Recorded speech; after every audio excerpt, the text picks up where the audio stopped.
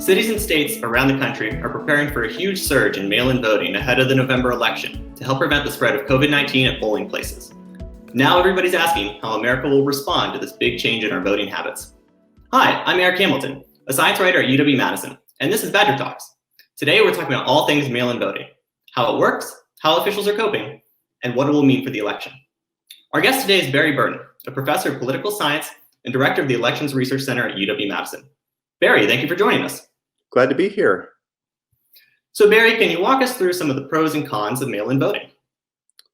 Well, there are lots of pros. Even before the pandemic, it was widely used by voters who really appreciated being able to vote, even though they were traveling on election day or had some other obligations because of work or family. But it has escalated to a new level in the pandemic era because voters obviously are trying to avoid face-to-face interaction, especially during prolonged periods that might happen at a polling place. So there's just been a massive demand for voting by mail. And it's been taken up in most of the states that have had primaries between April till now, have seen majorities of voters trying to vote by mail. And so as states prepare for a big increase, how does that change how they allocate resources and prepare for the election? Well, it's become so complicated for states. They are trying to operate traditional polling places in most cases, the way they always have. That means getting poll workers, but also all of the additional protective equipment and social distancing measures that are now required, while simultaneously trying to put on a large-scale mail operation that most of them have not done in the past. It's a new experience for a lot of states, and it requires a lot of human time to process ballots, lots of paper, lots of printing contracts to be arranged. It's more complicated than it seems, I think, to the voter who's requesting the ballot. And how is mail-in voting kept secure? Well, every state does something a little different, just the way every state does something different with election day voting. In some states, signatures of voters are used on the envelopes that the ballots are in, and they're compared against a signature that's on record to make sure that the person voting is who they say they are. In some states, that's even automated. It's done by a computer in many cases.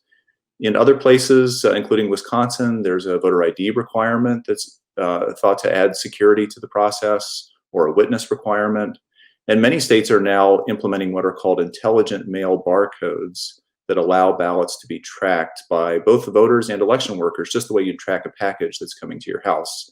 And so that provides a level of detailed information about exactly where that ballot is at any moment in time.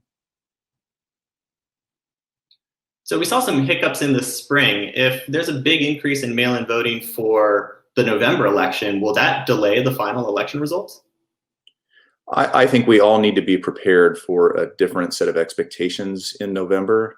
There will be a massive amount of mail voting compared to what we've seen in previous years. It has taken states a very long time to work through those mail ballots in the spring primaries.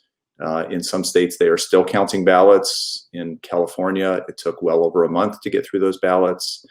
The kind of instant gratification that a lot of us as consumers want to have on election night is probably just not going to be there this November. And I think understandably, the massive amount of human labor that's required to open each of those envelopes in many states and to verify them and to feed them into voting machines and then tabulate the results just can't be done in a single evening, especially with the large volume of voters we'll see in November compared to what has happened in the primaries to this point.